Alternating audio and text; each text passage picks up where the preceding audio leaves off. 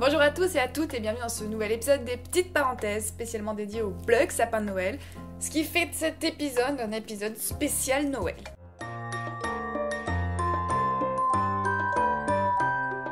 Installée brièvement en octobre 2014 durant la FIAC à la place Vendôme de Paris, la FIAC c'est la Foire internationale d'art contemporain, c'est un grand événement d'art contemporain où tu peux voir de l'art contemporain. Voilà. Cette œuvre est une structure gonflable qui fait plus de 24 mètres de haut. Même si initialement elle fait référence réellement à un sapin de Noël, l'artiste américain reconnaît qu'il peut y avoir plusieurs lectures de son œuvre. Et lui à la base, il trouvait ça juste un peu marrant. Il s'est dit genre moi à la base j'ai fait un sapin de Noël qui était méga simplifié et c'est pour ça que c'est vert aussi. Mais bon, voilà c'est pas grave.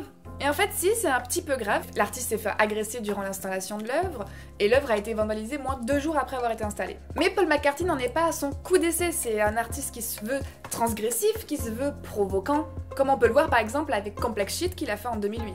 Il a fait un énorme caca gonflable qui voulait juste emmerder dans tous les sens du terme le public. Est-ce que ça faisait pas un petit peu longtemps qu'on n'avait pas parlé caca? Revenons-en au sapin de Noël. Lorsque l'œuvre a été installée, le Printemps français, qui a un mouvement militant identitaire et traditionnaliste catholique, n'a pas du tout accepté l'œuvre qu'ils ont considérée comme un détournement du symbole sacré de Noël. Et ils ont donc tweeté l'œuvre en disant « Place Vendôme défigurée, Paris humilié ». Une œuvre ne s'installe pas comme ça à Place Vendôme, c'est pas juste l'artiste qui dit « Oh là là, je vais poser mon plug sapin de Noël là ». Pas du tout. Cette œuvre a dû passer par la FIAC, par la mairie de Paris et par le ministère de la Culture. Toutes ces personnes ont dit « Ok ». Jennifer Flay, la directrice artistique de la FIAC, a dit à propos de l'œuvre qu'il n'y a aucune offense au public et suffisamment d'ambiguïté pour ne pas perturber les enfants. Quand l'œuvre est apparue en 2014 et qu'il y a eu un buzz, tout le monde a commencé à décrier que ça ressemblait à un plug, tout ça, mais il y avait beaucoup de gens qui n'avaient pas cette lecture-là. Par exemple, je me souviens très bien qu'à cette époque-là, ma mère m'a dit « Mais Laure, je comprends pas très bien, pourquoi tu m'as dit que c'est un plug? Qu'est-ce que c'est un plug ?» Maman. Tout ça pour dire que la lecture de l'œuvre n'était pas la même pour tout le monde. Pour certains c'était un sapin de Noël, pour d'autres c'était un truc gonflable qui ressemblait à rien du tout, pour d'autres c'était un triangle, pour d'autres c'était un plug, etc., etc. Et en réponse à ça, Jennifer Flay a aussi dit quelque chose que je trouve très intéressant. Elle pose la question de à quoi sert l'art si ce n'est de troubler, de poser des questions et de révéler des failles dans la société.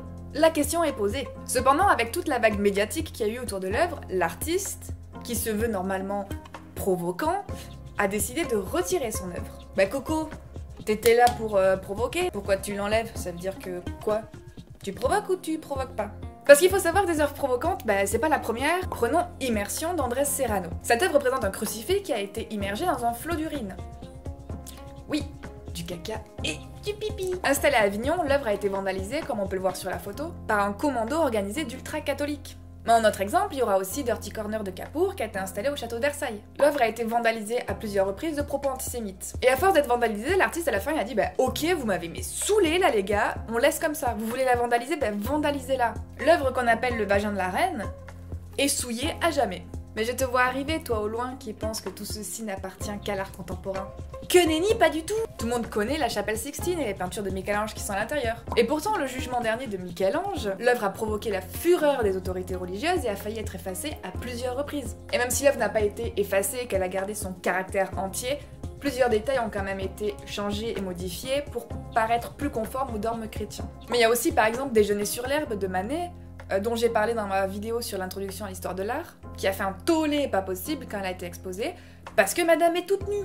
Ou même par exemple une œuvre de Duchamp qui reprend la Joconde qui est censée être le symbole français, blablabla. Notons aussi le titre de l'œuvre, qui lorsqu'on lit les lettres à voix haute, L-H-O-O-Q. L-H-O-Q, voilà. N'oublions pas que les transgressions mettent en évidence les tabous. Tant qu'il y a indignation, c'est qu'il y a bien une valeur opposée à cette transgression. Est-ce que l'art se doit provoquant pour exister? Je ne pense pas. Est-ce que l'art provoquant et transgressif est essentiel? Je pense bien. Et pour rester dans la thématique, et avec Noël qui se rapproche, je vais vous parler d'un livre qui pourrait vous intéresser. 53 œuvres qui ébranlèrent le monde de Bernard Marcadet. C'est un livre assez sympa qui traite d'art moderne et d'art contemporain. Donc c'est un livre illustré, il y a des images, vous inquiétez pas. Et ça sera pas les œuvres qui ont marqué l'histoire, c'est du coup des œuvres qui se veulent un peu rigolotes. Je me suis dit qu'un livre qui vous parle d'histoire de l'art, mais de manière différente, de manière qui se veut un peu plus ludique et rigolote, pouvait vous intéresser. Mais ne me remerciez pas, c'est Noël, c'est le partage, tout ça, profitez-en. Voilà, cette vidéo est terminée, j'espère qu'elle vous a comme d'hab plu et intéressé, que vous avez appris des trucs. Comme d'hab, likez, commentez, partagez, diffusez l'amour, le bonheur et les paillettes. Et moi je vous dis à la prochaine.